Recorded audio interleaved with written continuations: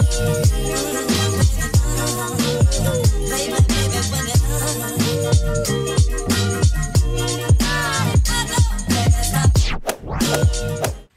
know, there's Dasher and Dancer and Prancer and Vixen. Rudolph the red-nosed reindeer. Come on, come on. Hey everyone, it's Spice Girl here, back with another video. Today I'm doing something that is going to wreck my nerves. And it's probably not a good thing that it is wrecking my nerves, but we're gonna get into the video now. Some of y'all know, some of y'all don't know. I am a ballerina, or I was a ballerina before quarantine. I danced for 3 years. You danced for 3 years? Like, aren't you supposed to be dancing since you were like a toddler? In my case, it's different. I started ballet when I was 15, going on 16, I think. And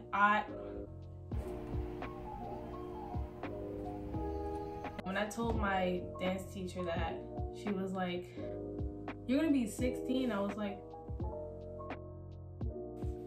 "Can I?"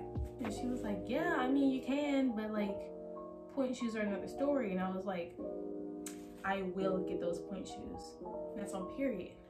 I worked my butt off my first year, and my second year is when I got my point shoes. My body was really strong. She was like, "I think you're ready." I was like, "I am. I worked so hard." She was like, "Go here." She gave me a store. First fitting was like 2-3 hours long. And I realized, I was like, this is too long for a point shoe fitting. And I got to my studio the first day and I was like, "I'm ready." And when I got up on point, sis was going like,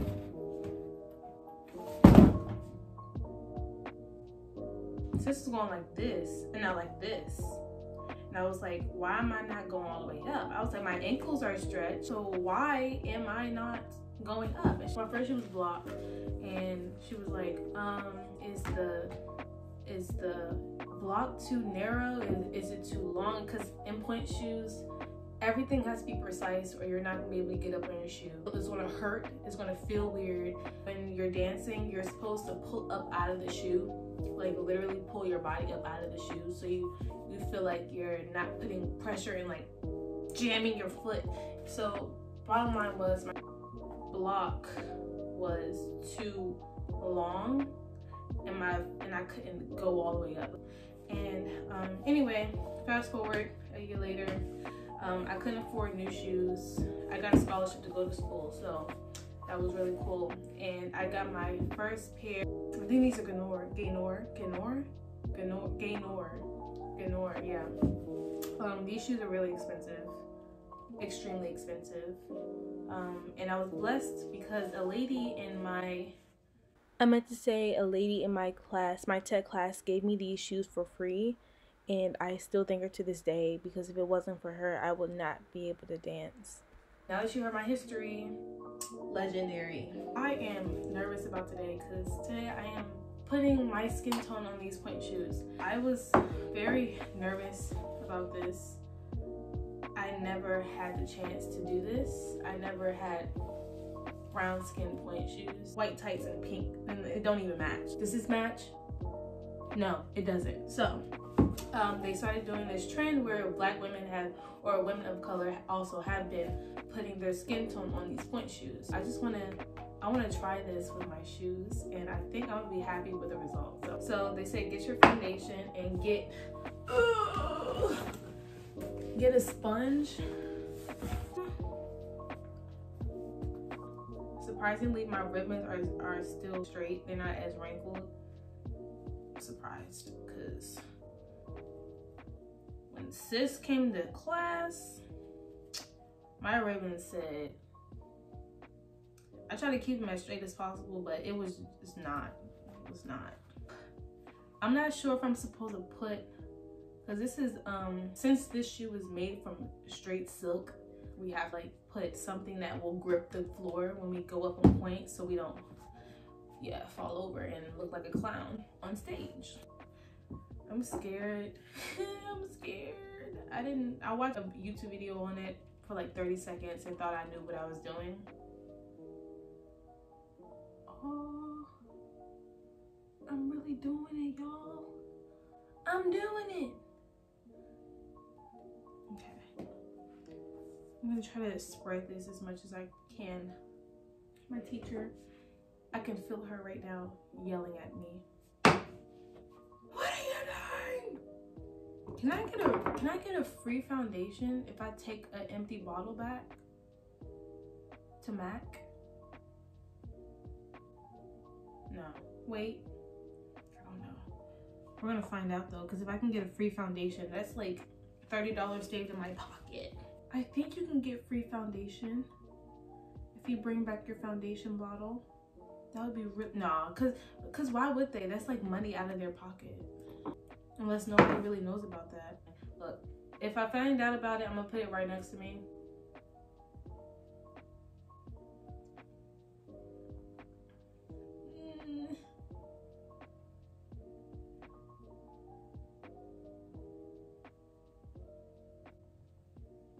I ain't even mad. This joint can match my skin tone. I mean, they're not up close on your shoes. When you're dancing, there may be cases where your stage is like right in front of the audience and they're literally staring you in your soul. But in most cases, you're not. Like, you're far away. They're looking at how graceful you are while your toes are breaking and your ankles are cracking while you're on stage. But you look so graceful doing it, so it doesn't matter. Questions. My most embarrassing moment in ballet was I was on the train and I was surfing the crimson wave. I remember I felt like a little I was like, I hope it was nothing. Like, and I went about my day. I was walking to class. There's a big red spot on my tights, and I was like,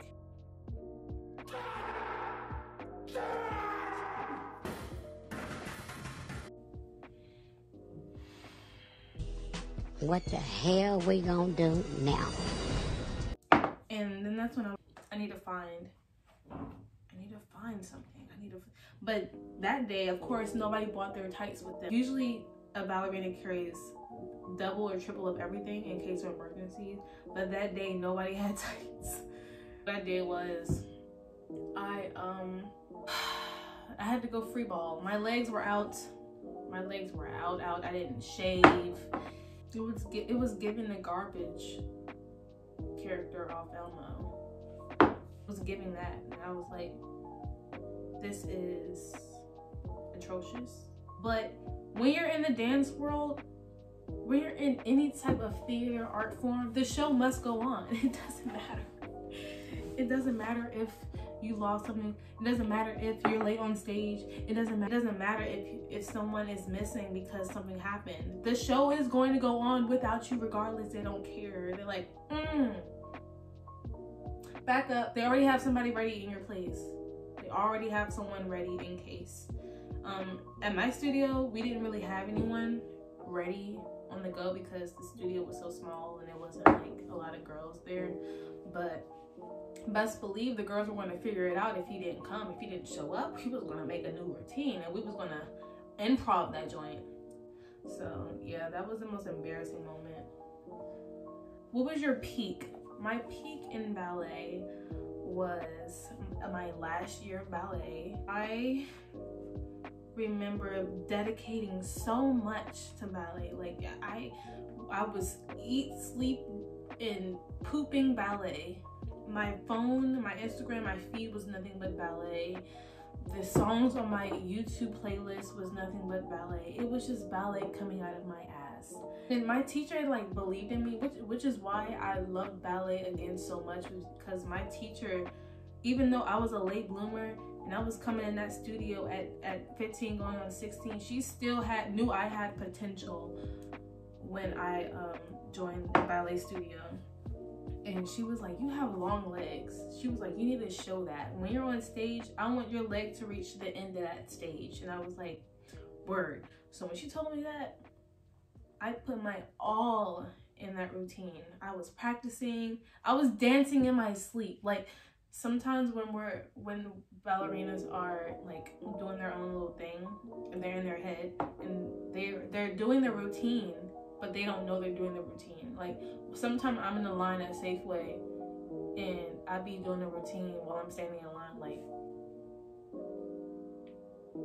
and the people looking at me like ballet was like on my mind all the time. So when the day came for me to perform, I remember going in, because I came in the studio like 3 hours before the show even started. We were the last girls to go on stage, but I came 3 hours early to just practice. It was arabesque. The arabesque was the one that she wanted my leg to extend across the floor, but like she wanted me to arabesque, like my leg needed to be up there and I needed to hold it. So just remember being there and like practicing and trying to hold it and practice and hold it, and I did it again and again and again. I was like, I need to get this down, like this is a must. And the solo for me, my solo was, it was me and another girl. Let's call her Eminem. She had the same solo. She went before me and I did the same thing afterwards. So Eminem, she didn't really have a problem. Eminem was already doing ballet before me. She's been doing ballet since she was a kid. This was a regular thing to her. She was like, I may hold it, I may not hold it, it's whatever. When you get to that point where you've been doing ballet your whole life, you're just like, whatever about it. You love it, but you're still like, if I didn't hit it, I didn't hit it. In the studio, and arabesque, arabesque, arabesque. And I started getting it over time, and I was like, it's something that I kept saying in my head. Every time I did it correctly, and I stayed up there for like a good 7 seconds, it's something I said in my head. And I was like, what is it that I need to say to tell my body to do it? And after that, I started to like fall again. I was like getting irritated with myself. I was like, girl, you just had it. Like, what are you doing? What's wrong with you? And I talked to one of the other instructors, and she was telling me, I see you're practicing your best. And I was like, yeah, like for some reason I can't like hold it. I get up there and I hold it for a good 2 seconds and it's beautiful and clean, and then I fall out of it. I don't know why I keep falling out of it. And she's like, lift and stretch. But how, I really hope I don't screw it up when I get on the stage, because all of this practice would have been for nothing. All of this would have me going up into arabesque for the longest time in practice, and I don't do it on the stage. It's gonna make me really upset. I had one of my friends help me. You know who you are, Olivia. Hey girl, I love you. And she helped me lift, she helped me like balance a little. And it was that time for me to get on the stage, and boy was I nervous. Every ballerina is nervous, but we're not supposed to show it, because then it looks like we're about to shit our pants, and that's what you don't want the audience to know, that you're about to shit your pants. I was like in my head, I'm about to crush this. After the routine and starting, Eminem went first, and we started again, and we did a routine, and then it was my turn. I snapped. I just remember like it was a soft voice in my head saying, lift and stretch, lift and stretch. So I went in and I lifted, I stretched, and I was there for like a good 5 seconds, and I just froze. And I was like, I just did that. And then I had to do it again, and then I had to get back in line. But that 5 second pause in the air of me just feeling it and knowing that I just hit it, it felt so good. I was like, this is awesome. I really just did that. It felt clean. It was so clean and crisp. I got off the stage and I was smiling. I was smiling like crazy. I was so happy with myself. And that was the best feeling. Or especially when you hit like a triple pirouette. Them triple pirouettes and they clean and you pulled up the whole time on point. Them triple pirouettes be feeling good. And it, you know, people who, anyone who's watching ballet or anyone who's in ballet knows that all of the best things happen when your instructor isn't looking. So I would hit these triple pirouettes, my instructor is looking away. And I'm like, this isn't going to happen again. I'm not going to hit another triple pirouette for a good 2 months. Man. Like, you just missed the shooting star. She'd be like, do it again. I'd be like, I can't. Like, I tried to show you. You wasn't looking. Okay, so far so good. This is the first shoe.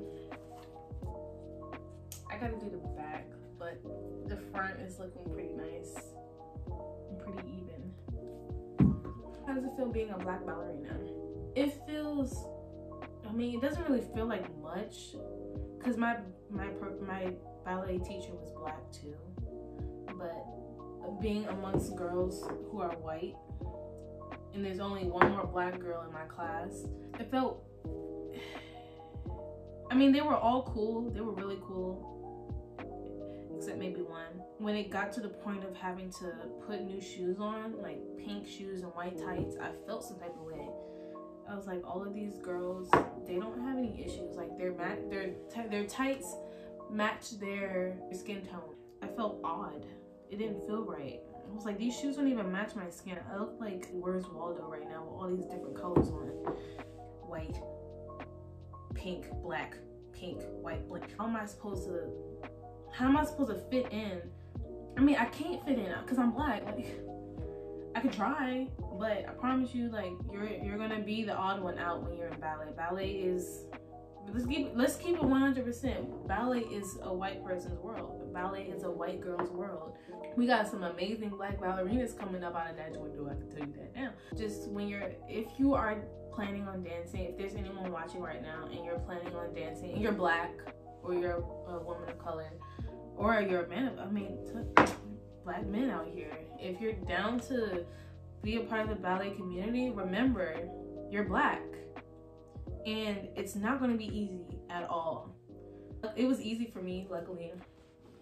But it was just, it wasn't easy for me when it came to the uniform and how I looked.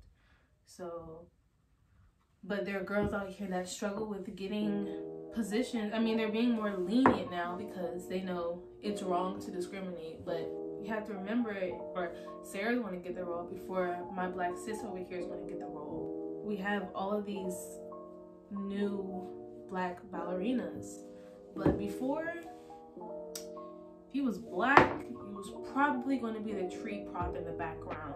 I'll tell you that now. It's hard to get roles in the black girl. We have Alvin Ailey. Shout out to Alvin Ailey. Y'all are cool. I met a few of you guys. Y'all are really laid back and chill. Very, very sweet people. Alvin Ailey is an example of a bunch of amazing black dancers. But when it comes to like American ballet, or if it comes to New York ballet or something, I'm telling you now, you're gonna be lucky if you even get in the ballet studio, if you even get in for classes. It's hard, man. It's hard, especially for a black woman or a black man or a woman of color or a man of color. It's hard. But as long if you do it and you love it and you hustle, you gotta work. Remember, you have to work what? Be what? Twice. What? Twice as good. Twice as good as them to get half of what they have. Yes. You gotta work. I mean work. If they leave the studio at 3, you're leaving the studio at 6. Period. But yeah, that's the only problem I've had being a dancer.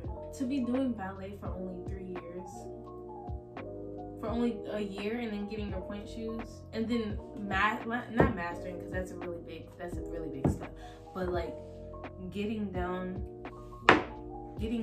dance moves that you just learned yesterday over the course of 24 hours. That ain't normal. That's some powerful stuff right there. But nowadays they have black tights, which is a plus, because sis, wearing those pink tights, you look like a clown.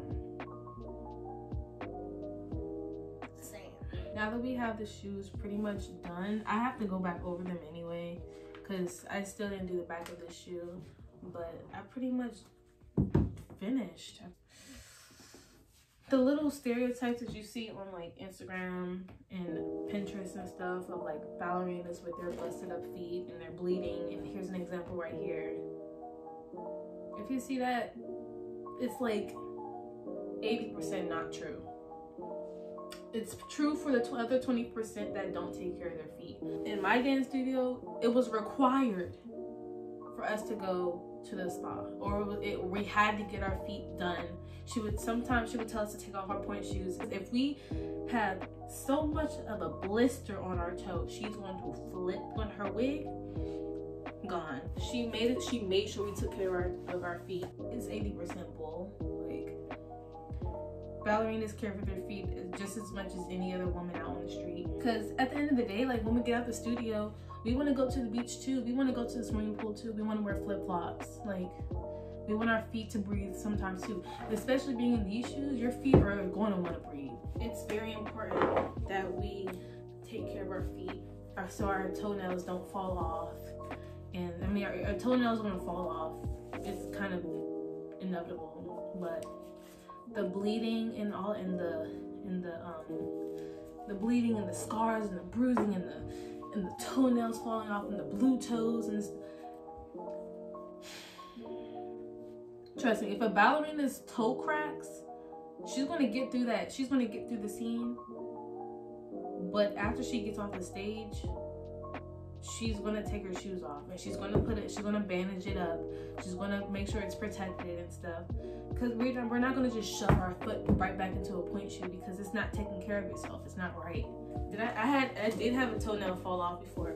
It's kind of interesting, but it wasn't as gruesome as those pictures have out there. It looks like a fingernail. I mean, it looks like a piece of your nail falling off, and then you bandage it up and you grow it back. It's not that serious. Yes, you have to be careful when you get back in your point shoes because if the toe is not fully healed, if the toenail isn't there all the way, you could damage your toe. But other than that, the pictures are they're not true. It's the ballerinas that don't take care of their feet. It's the ballerinas who don't bandage up their feet. It's the ballerinas that I told you shove their whole foot in the shoe without patching it up or protecting their feet. The amount of band-aids that we go through, astronomical. So this is just a view. I didn't do the tips because I didn't have enough foundation. I just wanted to take care of the shoe first, but this is pretty much what they look like.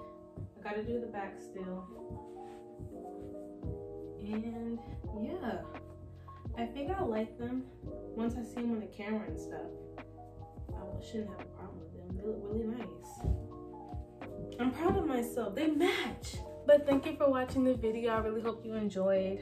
All you future ballerinas out there, good luck in your careers. All the ballerinas that are still dancing, good luck in your careers. This world ain't easy.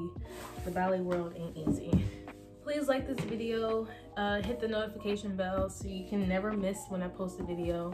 Let your friends know, share with your friends, share with your family, and join the Spice Squad. Bye!